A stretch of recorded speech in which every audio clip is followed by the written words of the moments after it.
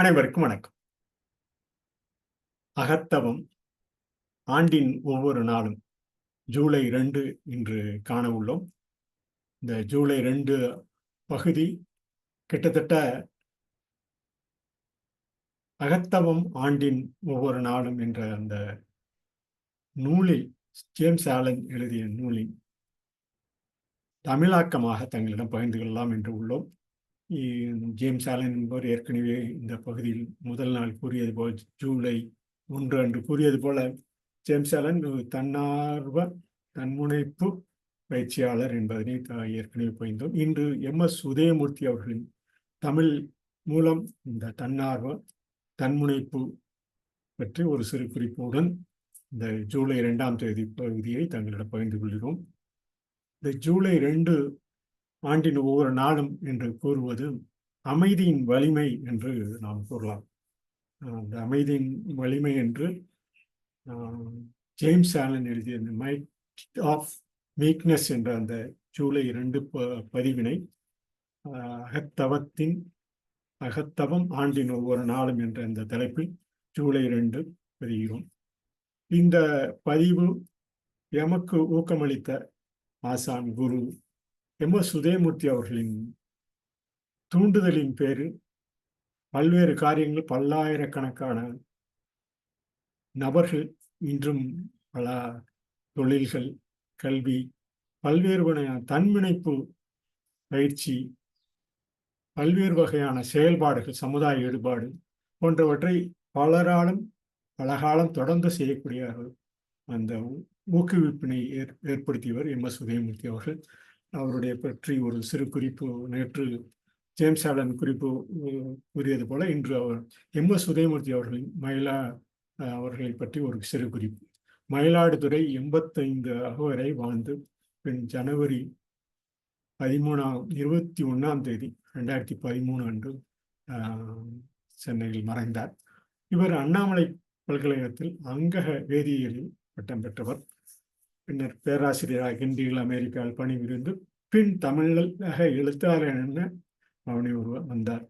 இந்த தமிழகம் எங்கும் தமிழக மக்கள் எங்கெங்கு வாழ்கிறார்களோ அங்கெல்லாம் சென்று இந்த தன்முனைப்பு பயிற்சி பெரும்பாலான இடங்களில் அவர் வாழ்ந்த இங்கு அந்த சமுதாய பணியில் ஈடுபட்ட மக்கள் சக்தி இயக்கம் என்ற சமுதாய பணியில் ஈடுபட்ட அவர் நிறுவனராக இருந்து சேவை புரிந்த அந்த பல்லாயிரக்கணக்கான ஆண்டுகளை தொடர்ந்து இந்த ஜூலை 2 கூறுவது போல அமைதியின் வலிமையாக, இந்த அன்பின் மையத்திறனாக அமைதியின் வலிமையாக செயல்புரிந்தார். அமைதியின் வலிமை என்பது அன்பின் மையத்திறன் என்று கூறலாம். இந்த அன்பின் மையத்திறன் நாம் எவ்வளவு நமது பணியில் ஈடுபடுகிறோமோ அன்பினால் அவற்றை அன்பின் மையத்திறனால் தொடர்ந்து நாம் ஈடுபடும் நம் செயல் பல்வேறு வகையான நமது வலிமையை கூட்டும் என்பது நாம் காணும் கண்கூடும். அந்த பிரிவினை ஆங்கிலத்தில் தங்களிடம் ஒரு ஜேம்ஸ் ஆலன் கூறியதை தங்களிடம் ஒரு சிறு துளி பகுதி அதிலிருந்து எடுத்து ஜூலை 2 எடுத்ததை தங்களிடம் பகிர்ந்து கொள்கிறோம். The man who conquers another by force is strong.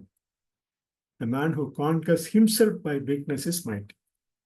So one who conquers by force is strong. Whatever we do for our own sakes, with the kind manner, definitely will fetch some more power to our livelihood, some more power to our livelihood forever. So that's the confidence. That's the confidence it gives. That's the confidence it spreads all over for our own actions. So that's what we in acrostic speech says. Actual characteristics transmission naturalness. So whatever we do for ourselves, it by force it will conquer ourselves with the meekness, what James Allen calls the might of meekness. He who conquers another by himself by meekness will never be overthrown, for the human cannot overcome the divine, because the divine power is there, the natural power is there.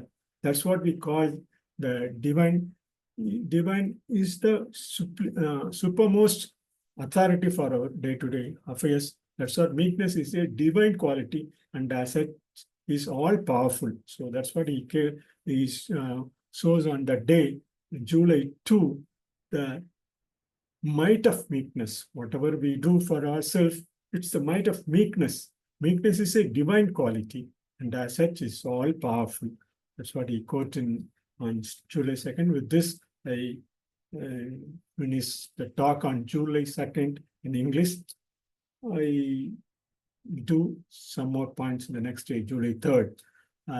With this, I conclude my talk on might of meekness. இத்துடன் அமைதியின் வலிமையை அன்பின் மையத்திறனாக கரந்துரை பேச்சிலும் நாம் கூறலாம். அன்பின் மையத்திறன் என்று கூறுவது நாம் காணும், நாம் பணிபுரியும், நாம் செயல்படும் ஒவ்வொரு செயலுக்கும் நல்ல வழியில் நம்மை நாமே முன்னேற்றி செல்வதற்கும், சமுதாயத்தில் நம்மால் பயன்படக்கூடிய வகையில் பல்வேறு வகையான செயல்பாடுகளில் ஈடுபடுவதற்குண்டான ஒரு உத்வேகமாக சமுதாய பணியில் நாம் ஈடுபடும் தொழிலில் பல்வேறு வகையான பணியில் நாம் ஈடுவதற்கு இந்த அன்பின் மையத்திறமாக அமைதியின் வலிமையில் நாம் என்றும் செயல்படுவோம் என கூறி இந்த பதிவினை, ஜூலை 2 பதிவினை நிறைவு செய்கிறோம். நன்றி, வணக்கம்.